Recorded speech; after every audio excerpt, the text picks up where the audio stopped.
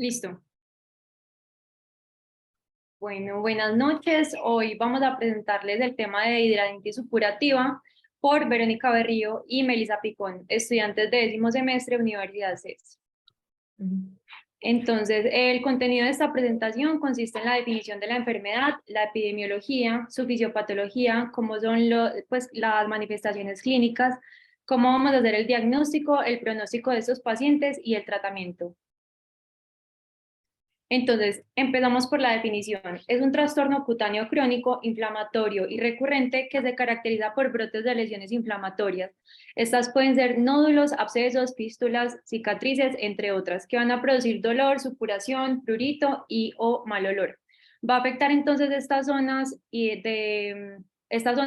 intertriginosas, que son los pliegues como axilas, ingles, glúteos, los genitales, la región submamaria, que son zonas que son abundantes en glándulas apocrinas. Algunos sinónimos de la hidradenitis supurativa es el acné inverso, la enfermedad de Bernoulli y el pioderma fistulans significa.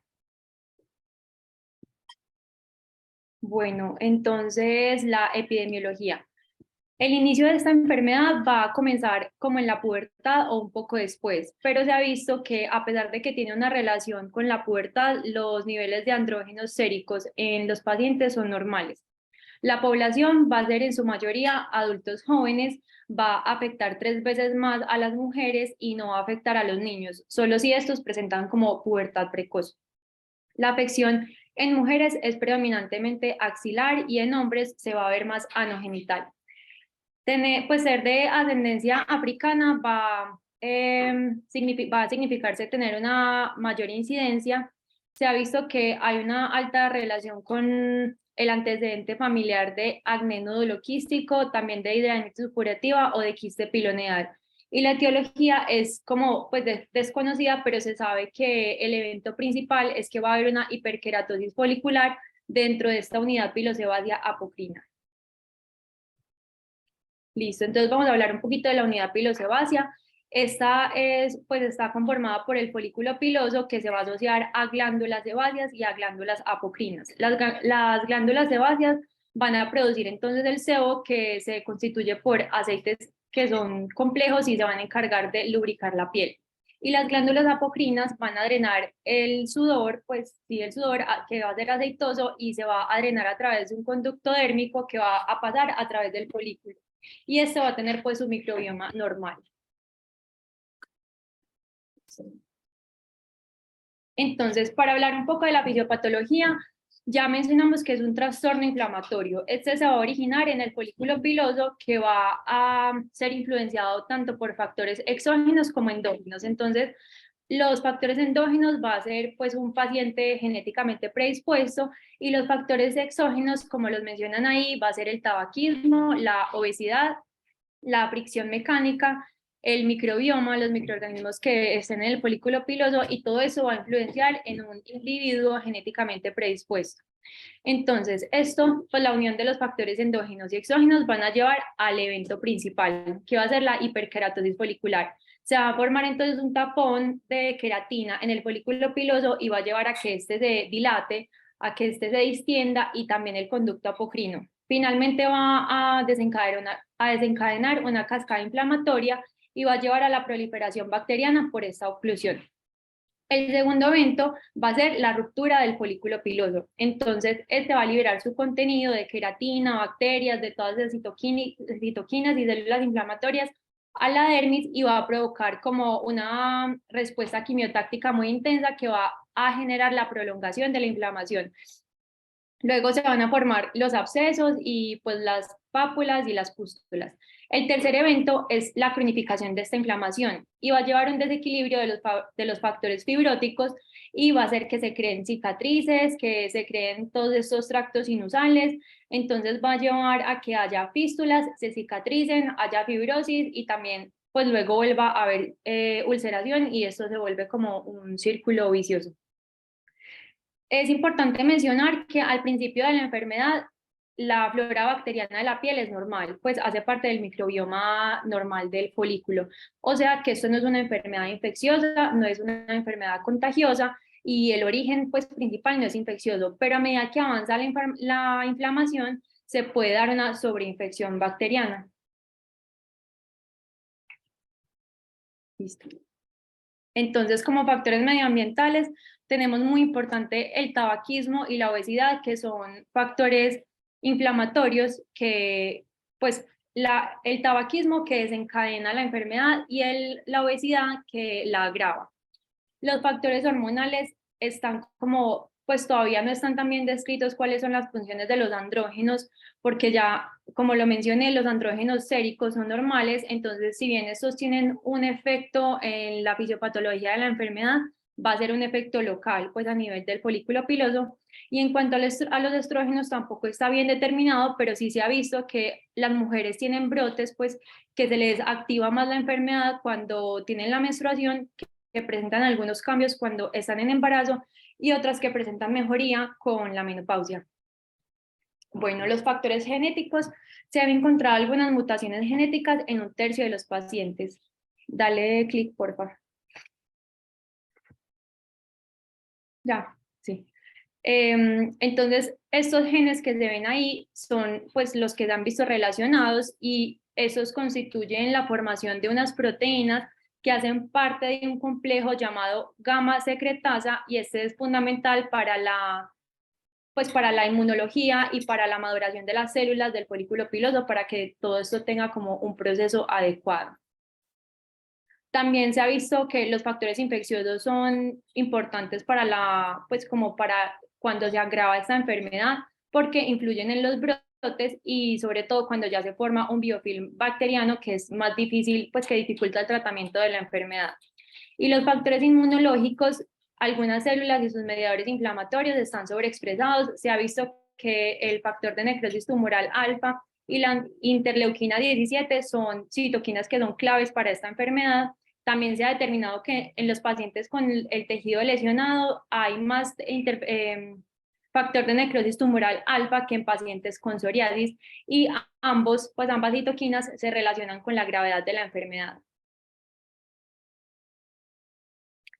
Las comorbilidades. Entonces, la hidradenitis supurativa es una enfermedad que tiene muchas comorbilidades asociadas. La mayoría de estas van a tener un origen inflamatorio. Como les mencionaba, la obesidad es muy importante y es la comorbilidad más frecuentemente asociada. Y también el tabaquismo, que pues tiene una asociación bastante fuerte. Hay mayor prevalencia de hidradenitis supurativa en pacientes con psoriasis, y sabemos que esta hace parte de un componente, pues que esta es un componente de la tetra de oclusión folicular, que es la celulitis disecante, el quiste pilonidal, el acné conglobata, pues y por último la hidradenitis supurativa. Entonces en esta tabla podemos ver cuáles son las comorbilidades más frecuentes y los factores de riesgo. Tabaquismo, enfermedad cardiovascular, síndrome metabólico, obesidad, depresión, diabetes mellitus, hipertensión, hipertrigliceridemia, espondiloartropatías y enfermedad de Crohn. Bueno, las características clínicas. Las lesiones cutáneas que podemos encontrar en estos pacientes son comedones abiertos, los comedones dobles o comedones en puente, nódulos inflamatorios y abscesos estériles, eritematosos y que son bastante dolorosos. También hay trayectos fistulosos, cicatrices fibrosas, hipertróficas y queloides. También contracturas y rara vez podemos ver que hay linfedema en el miembro superior afectado. La localización, como lo habíamos dicho, son zonas de pliegues, axilas, ingles, región perianal, área inframamaria, pero también puede extenderse y afectar espalda, nalgas, pectíneo, escroto, vulva y la piel cabelluda. Entonces aquí están ilustradas las áreas que más afectan. Los síntomas son mucha sensibilidad y un dolor intenso a la palpación. Se va a encontrar también drenaje de secreción, que se va a cronificar y puede, pues más adelante va a tener un olor desagradable que le va a ocasionar a los pacientes mucha frustración, vergüenza y depresión, por lo cual es muy importante tener un manejo multisistémico, multidisciplinario, perdón, de estos pacientes con psicología y psiquiatría. Esta secreción va a ser una mezcla de un exudado seroso con sangre, pus y pues va a ser en proporciones variables. Entonces, para hablar del sistema de clasificación, tenemos la clasificación de Hurley, que es súper importante tanto para el tratamiento como para estratificar la gravedad. Entonces, lo vamos a dividir en 3 estadios. El primero es donde van a tener uno o más abscesos, pero no tienen ni fístulas ni cicatrices. El segundo es cuando tienen uno o más abscesos recidivantes, pero que están separados por áreas de piel sana. Y el tercero son cuando tienen múltiples fístulas, abscesos que están interconectados y que a lo largo de la región afectada tienen cicatrices. También tenemos la clasificación de Sartorius, pero esa se basa también como en la de Hurley, y además es muy importante tener siempre la clasificación de LQI para saber la perspectiva del paciente. Entonces acá tenemos unas foticos de cómo se ve cada una. Entonces en el primero, como podemos ver, hay nódulos inflamados, pero no tienen cicatriz y tienen áreas de piel sana.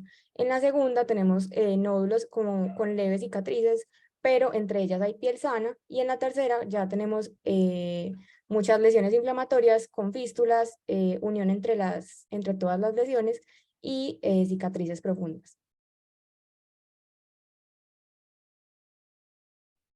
Aquí hay dos fotos que muestran ejemplos de la pues fase 2 y 3 de Hurley. Entonces podemos ver pápulas, pústulas, nódulos, fístulas también y cicatrices en ambas axilas. Entonces en la primera imagen, en la C, son los comedones en puente o también fístulas superficiales, y esto va a ser clave para el diagnóstico e incluso pues va a ser muy importante encontrar este tipo de lesiones, así la enfermedad no esté activa. Y en la segunda imagen vemos una enfermedad bastante grave con nódulos inflamatorios, cicatrización hipertrófica, fístulas drenantes y formación de tractos sinusales, que este va a ser el típico paciente que va a tener un alto riesgo de desarrollar carcinoma escamocelular y amiloidosis secundaria, que son algunas de las complicaciones que más tarde les vamos a mencionar. Que ya les vamos a mencionar. Entonces, las complicaciones, como estaba diciendo Vero, las más importantes, pues las que nos gustaría resaltar están las fístulas, que pueden ser de la uretra, en la vejiga, en el peritoneo o en el recto. Tenemos un síndrome que es como una triada que se compone de epiderma gangrenoso, acné y la hidradenitis supurativa, la tetra de oclusión folicular, que ahorita hablamos de ella, que tiene la celulitis disecante, la hidradenitis, el quiste pilonidal y la acné conglobata, y el carcinoma escamocelular. Además de esas complicaciones, también pueden tener anemia, amiloidosis secundaria, como está haciendo Vero, hipercalcemia y linfedema. Entonces, para diagnosticarlo, nos vamos a guiar como por 3 pilares importantes, que van a ser las lesiones típicas, que fueron las que Vero estaba diciendo, los comedones abiertos, los nódulos, los abscesos, los trayectos fistulosos, y pues dependiendo de la gravedad del paciente van a tener las lesiones. Lo segundo va a ser la predilección de las áreas, pues obviamente las áreas que ya mencionamos son súper discientes, y la recurrencia, que tenga múltiples episodios en múltiples localizaciones. Y para el diagnóstico siempre hay que hacer las clasificaciones que ya les habíamos dicho. Entonces, necesarios, los cultivos no son necesarios siempre, solo cuando hay sobreinfección, porque se contaminan por la microbiota de la piel y porque, como ya Vero dijo, los abscesos son, pues no tienen bacterias. Estériles. Estériles, eso. Las biopsias pueden mostrar oclusión de los folículos pilosos con queratina, dilatación del ducto, cambios inflamatorios limitados como al aparato folicular, con destrucción de la glándula apocrina, pero pues no son necesarios siempre para el diagnóstico, pues digamos un paciente con un Hurley 3, pues ya uno sabe que tiene ese diagnóstico, ¿cierto? Los biomarcadores sí son importantes como la BSG, la PCR, las interleuquinas, y pueden tener por ejemplo, la hormona luteinizante y la BHCG bajita. Se cree que hay, como dijo Vero, un marcador genético, pero hasta el momento no hay ninguno predilecto para el diagnóstico.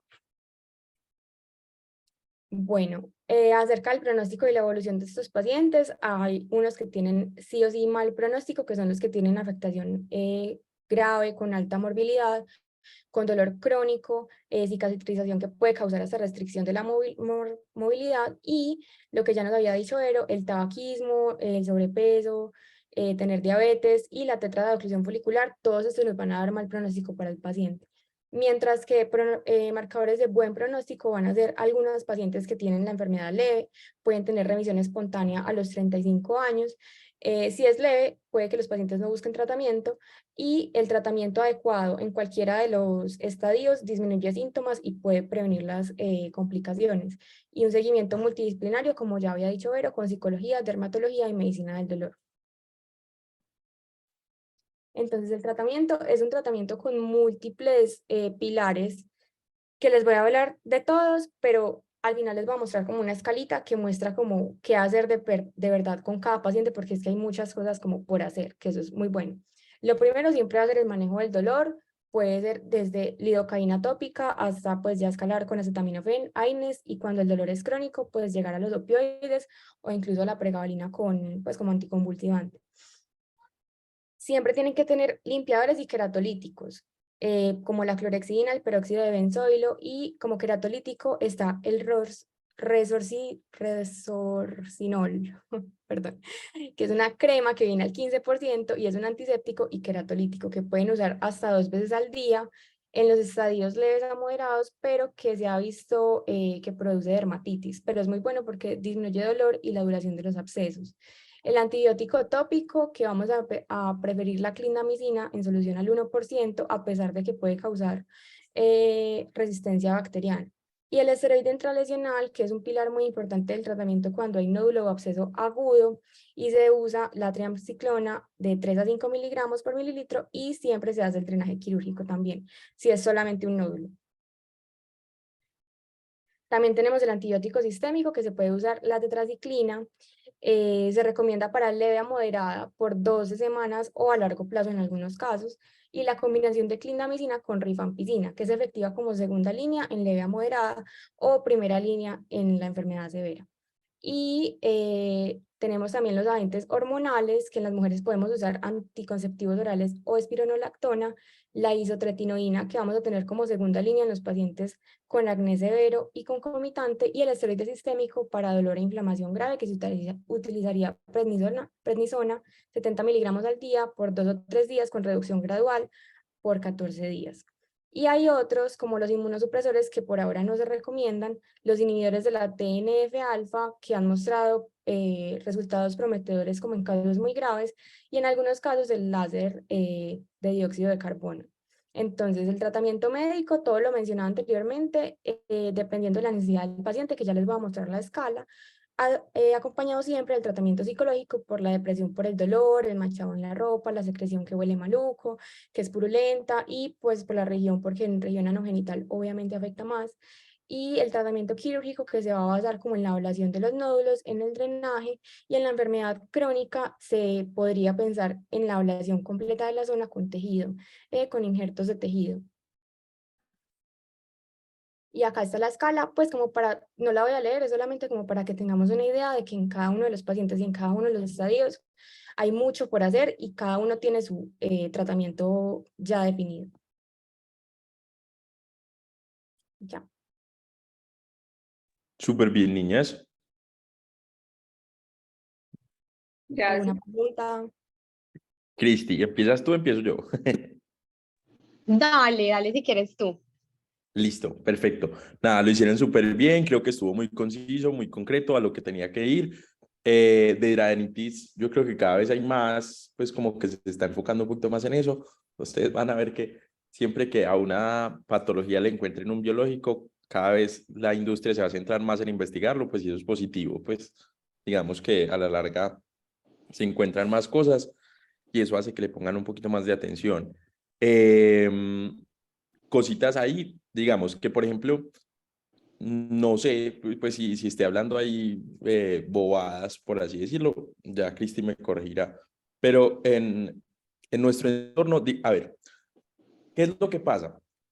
Mm, Como cuando uno habla de antibióticos, en general hay una cosa que es como un poquito complicada y es el contexto epidemiológico en el que uno va a utilizar un antibiótico. Entonces, digamos, la rifampicina se usa un poquito más libremente en Estados Unidos de lo que se usa acá, por el entorno en el que nosotros estamos. Entonces, como nosotros vivimos pues, en Tuberculombia, no tiene que estar como muy pendiente y digamos que montarle una rifampicina a una hidradenitis supurativa implica un riesgo-beneficio importante, teniendo en cuenta que de pronto ustedes podrían inducir una resistencia más adelante en un paciente. Pero pues igual, el tratamiento con la clindamicina o con las tetraciclinas pues podría ser una opción. Pero eso, es como en Estados Unidos que utilizan las fluoroquinolonas respiratorias como más ampliamente de lo que las utilizamos acá. Pero es súper válido y literal la rifampicina tiene muy buena evidencia en hidradenitis. Y la otra cosita es que a pesar de que el Hurley es como el que más se utiliza en este momento, la tendencia es a pensar en otras clinimetrías que sean un poco más, ¿qué les digo? Como más versátiles en el tiempo o que puedan hacer un seguimiento un poquito más fácil, porque teóricamente un paciente Hurley 3 se va a quedar Hurley 3 casi que toda la vida. Hay otro puntaje que es el puntaje de la Sociedad Internacional de Hidradenitis, que es el IHS4. El IHS4 evalúa la cantidad de nódulos que tienen los pacientes, van evaluando otros componentes. Es un poquito más difícil de hacer, pero pues con base a un acumulado de parámetros de nódulos, abscesos y cuántos son los que están activos, ahí se puede clasificar una hidradenitis leve, moderada, severa y digamos que tiene la posibilidad de que ese paciente puede tender a la mejoría. Entonces, digamos que sería lo que uno eventualmente quisiera tener, así como en psoriasis uno dice, ay, ve qué tan bacano que en psoriasis yo puedo llegar y decir, mi paciente tenía un PASI al ingreso de 20 y ahora está mejorando, entonces ya pues digamos que cada vez que sale un biológico, pues como la manera para validar esos biológicos es hacer clinimetrías que permitan más seguimiento. Entonces, el IHS4 es algo nuevo que se está empezando a utilizar. Pues yo casi no lo he visto usar en muchos de los casos, pero justamente la semana pasada, o sea, lo mencionaron en el Congreso Nacional, y justo la semana pasada llegó una paciente a Clínicas ES que me llamó la atención que hayan incluido pues el IHS4. Entonces no es porque ahora esté súper validado o porque sea el que va a reemplazar el Hurley en este momento, pero es algo como para tener en el radar como a futuro. Pero nada, me parece que lo hicieron súper bien. Niñas, a mí también me parece que lo hicieron súper bien, una presentación súper linda, muy ordenada.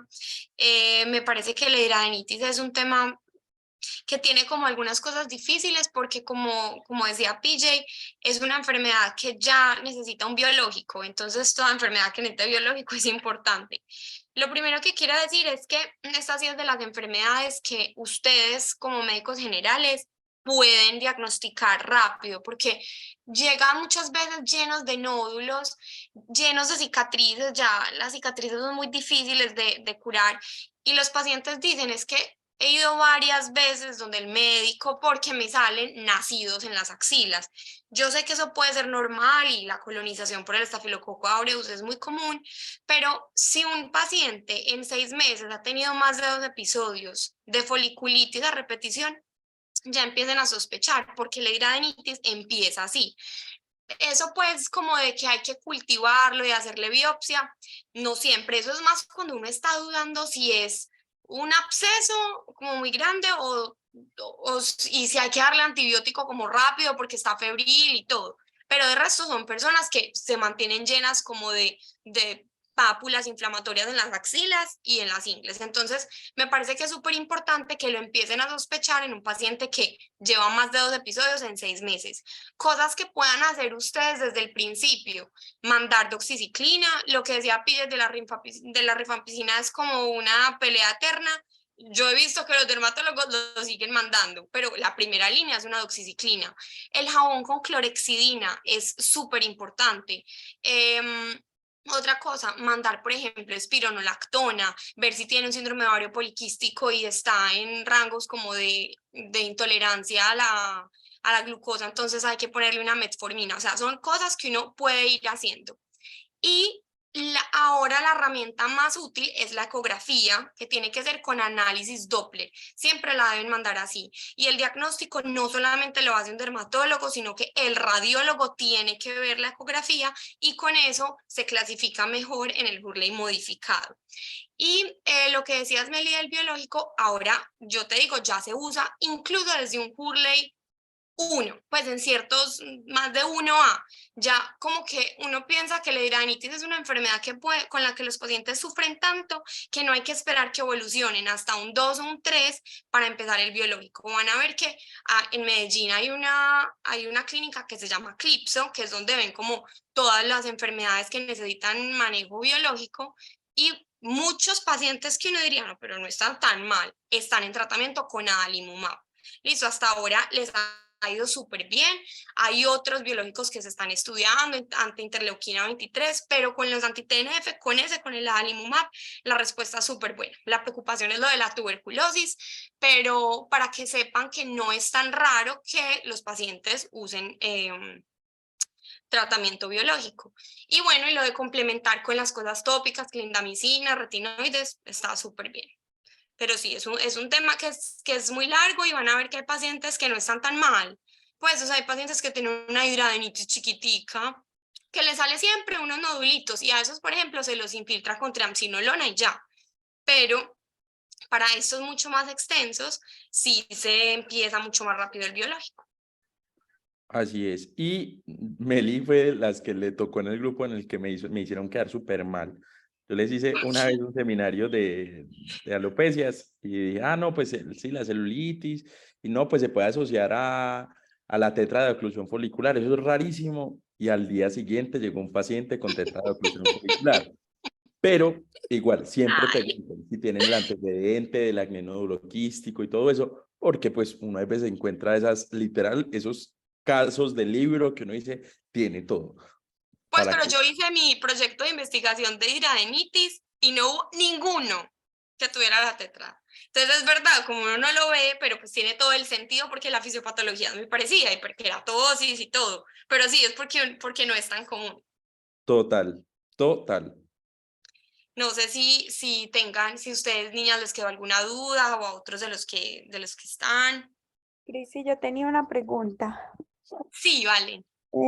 Cristi, ¿qué jabones hay con clorexidina? Es que la verdad yo solo sé pues algunos que escuché como cuando estuve en la rotación y todos eran como muy costosos y a mí me han tocado obviamente pacientes de muy bajos recursos con eso y pues dado que afecta tanto la calidad de vida, uno como que quisiera recomendarles algo Total. bueno, bonito y barato.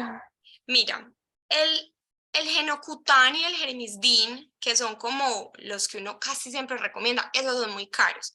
Yo una vez busqué qué tenían, porque funcionan, pues por experiencia propia, eso de verdad que es súper bueno para la foliculitis. El Genocutan tenía triclosan antes, ya lo quitaron, eso lo retiraron. Y esos dos tienen un componente que no es clorexidina, es un componente distinto, pero que funciona como un antimicrobiano. Entonces, esos, pues descartémoslos porque son muy caros. En el mercado normal, en la farmacia, venden clorexidina al 4%, que es como el jabón quirúrgico. Eso lo pueden usar, o sea, eso es una opción, no tienen que ser de ninguna marca. Y otra sería también el jabón de peróxido de benzoilo al 5%. Esa es otra opción. Pero de verdad que la clorexidina no tiene que ser de ninguna marca, se podría conseguir así. ¿Tú conoces, Pille, algún otro? Ay, Yo el que siempre, pues el que encontré barato y mando, pero pues, o sea, literal, a ver, una en dermatología a veces le encantaría mandar las cosas que se vean bonitas. Este sí no tiene pinta pues de nada y tiene literal, bueno, a ustedes les ha tocado. Cuando uno hace Minicidex y por error siempre se echa clorexidina en vez de echarse el alcohol.